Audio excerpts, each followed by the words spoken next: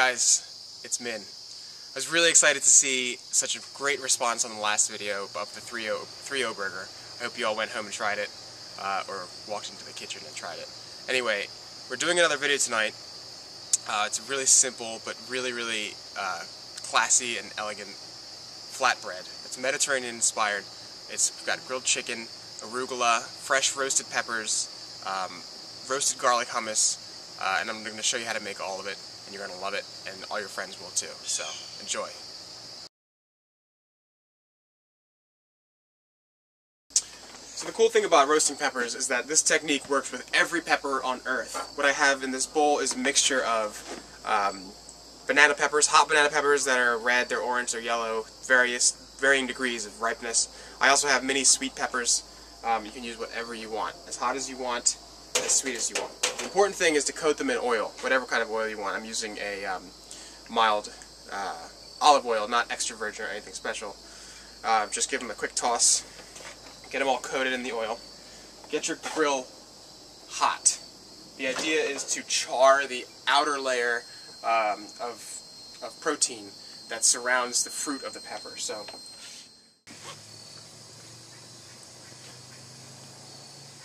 you want your grill about 425 degrees, 450 degrees. Get your peppers on there. And then close the grill.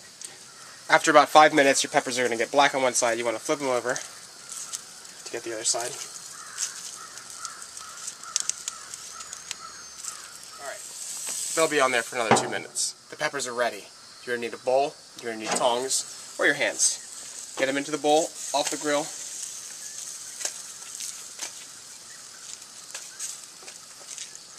Close the grill.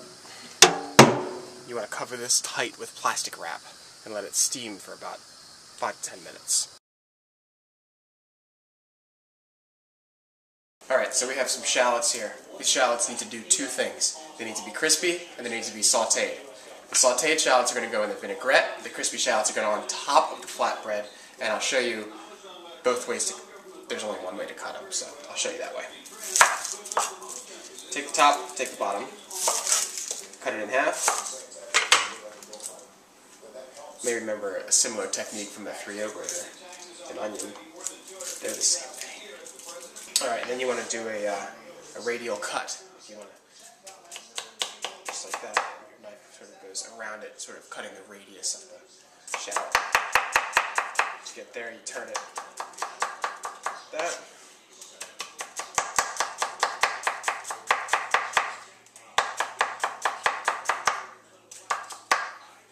Sort of going for little strips, just like that, that run from the top of the shallot to the bottom of the shallot. The next step is to make the vinaigrette.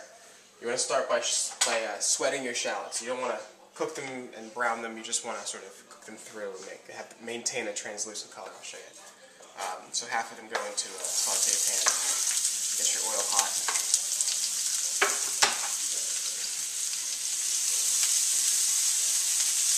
It's a little too much noise than I like for a sweat, so I'll turn it down just a little bit.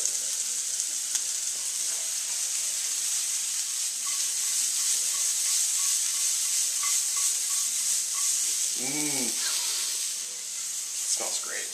Salt and pepper are always important.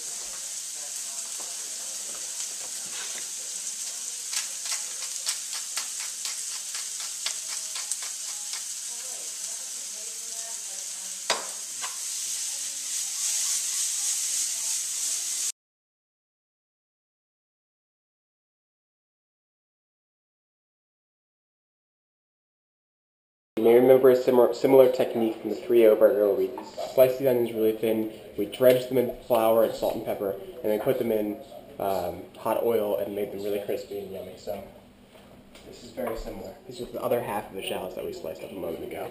I'm going to put them in about a cup of flour, all-purpose flour is fine. I'm going to season the flour, salt, pepper.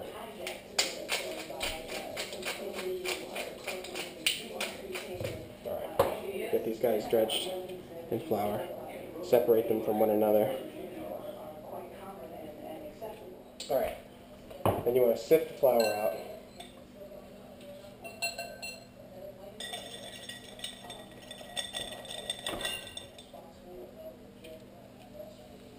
into the oil.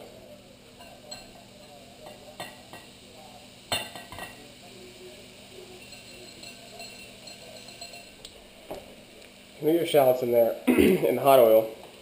You can use any kind of oil you like, as long as it's about 350, 375 degrees.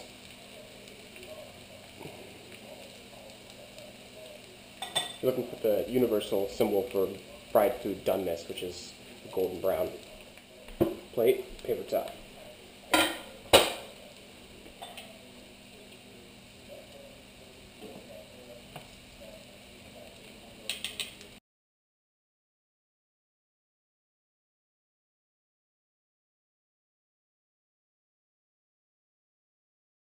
Alright, I'm going to show you a very basic vinaigrette. It's going to take you a really long way. You can use it with any kind of salad you want.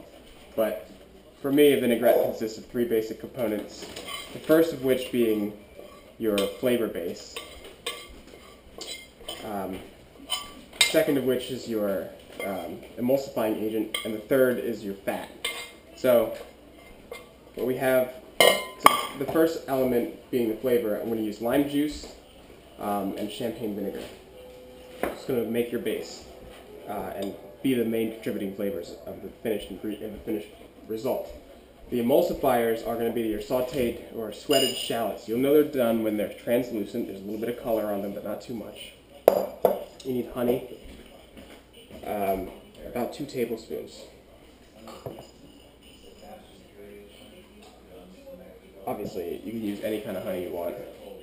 We have some basic clover honey today. Mustard is always a very important emulsifier for me. Any kind of mustard really. I have a wet whole grain mustard here, stone ground, and I'm going to use about a tablespoon of that as well. Engelhofer, it's one of the best mustard in the world. Is it? Absolutely. Juice of about 3 limes.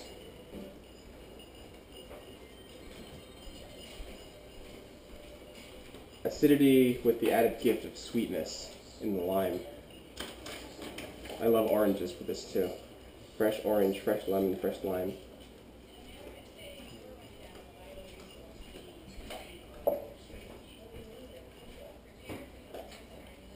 Alright. About 3 limes. Don't go crazy, your thumbs might fall off. Champagne vinegar. You don't need much. You do need a bottle opener. Very, very strong man nearby. Whatever. Just a splash. Okay. Get the base of your vinaigrette going. Just mix everything together. No big deal. Crucial. Seasoning. Salt and pepper. Where are we at? Fresh ground black pepper. You have so much acidity and sweetness in this from the lime and the vinegar and the honey. You're missing the salt, so make sure you have that in there too. Balance of flavor, crucial. You need a whisk, and I'm looking at about 2 ounces of a base here, 2 to 3 ounces of a base, which tells me I'm going to use almost a cup of olive oil, any kind of olive oil, extra virgin, whatever you want. Your favorite vinaigrette making olive oil. Slow drizzle, fast whisk.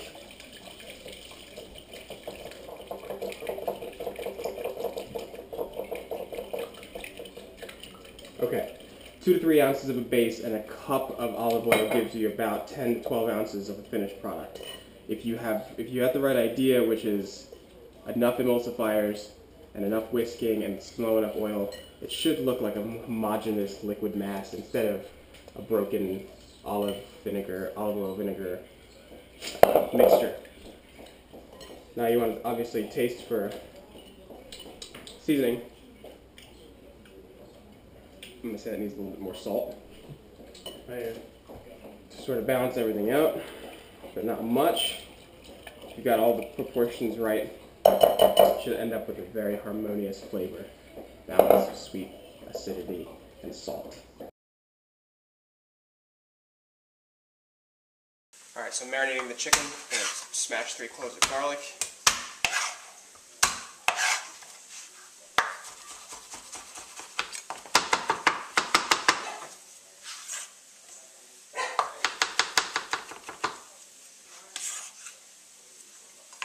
that bowl. Thank you. I'm going to put it into a couple of tablespoons of oil.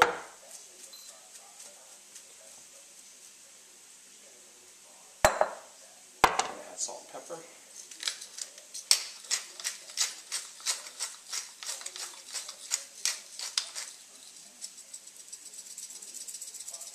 You need lots of salt because you're making a marinade and it's a lot of meat, using about 6 breasts.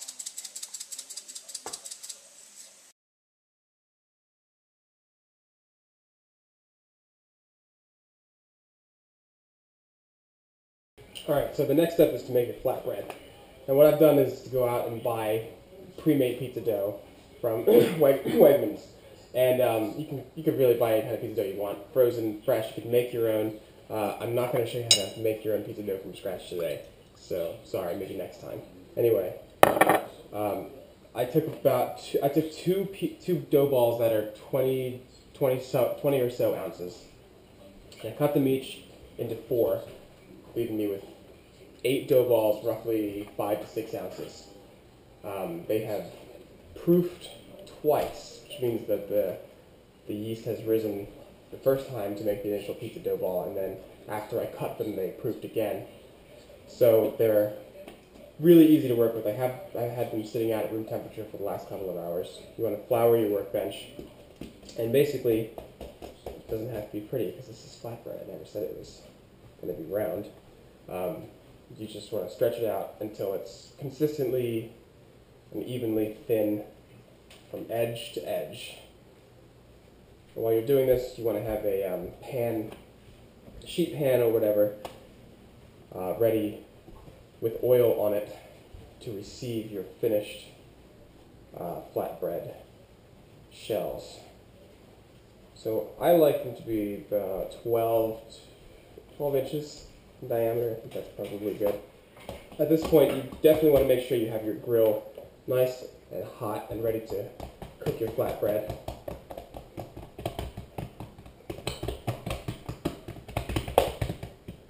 So that's really all it takes, is just to mash it out. I'm not too worried about having holes in it. They're easy to fix. Just pinch them shut. And move on.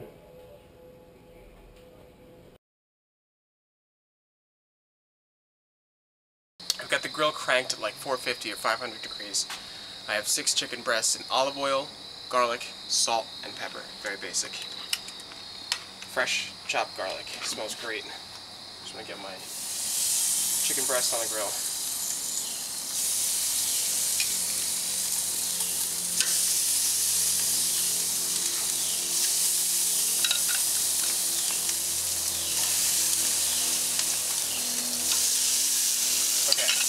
Next step is to grill the flatbread. I have them all out here like this.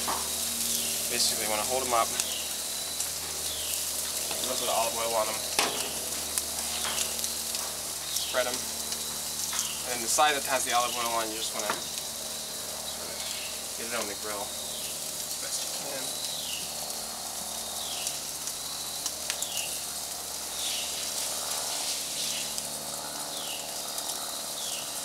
So you're looking for some color, some grill marks on the other side like that. Wait just a little bit longer. Just want to flip it over. Like that. I can probably fit another one here, so I'll slide this guy up.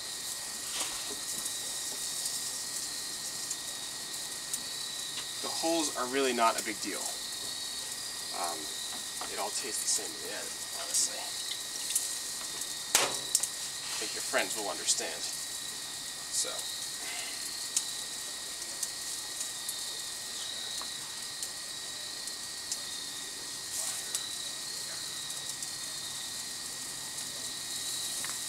Alright, so you want to lay it down at a 45-degree angle from where it was prior, so just like that. Just flip and rotate, and you're going to get some nice cross marks. This one I think is ready to be flipped. Okay.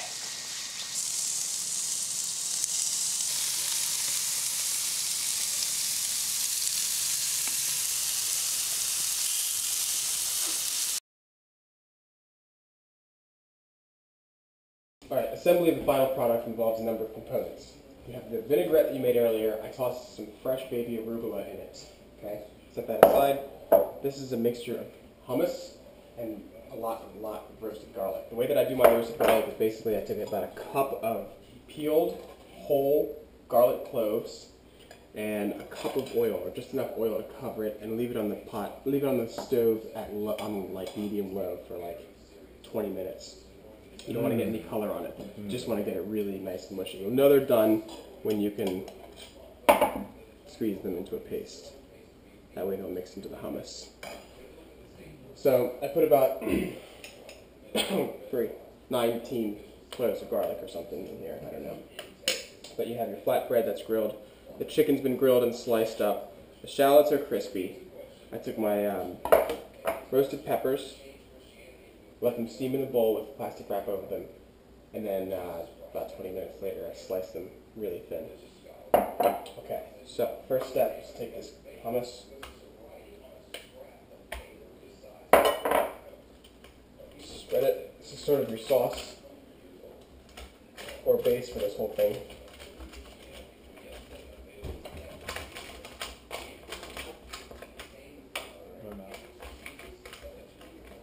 Okay, your next step is the arugula, which is dressed in that vinaigrette, the champagne vinegar and lime juice vinaigrette. You know what? Actually, because the chicken's heavier than the arugula, I'm going to put the chicken down first. So lay it on there.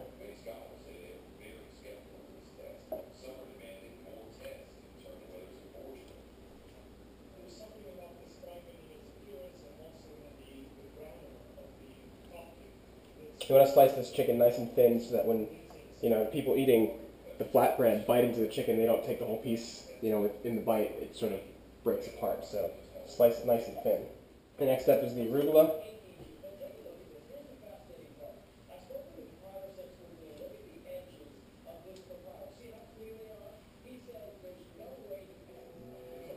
Roasted peppers.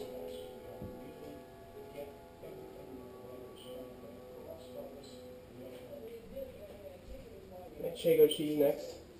I just took the Manchego cheese wedge and took it to a vegetable peeler, nice little strips of it. And finally the crispy shallots.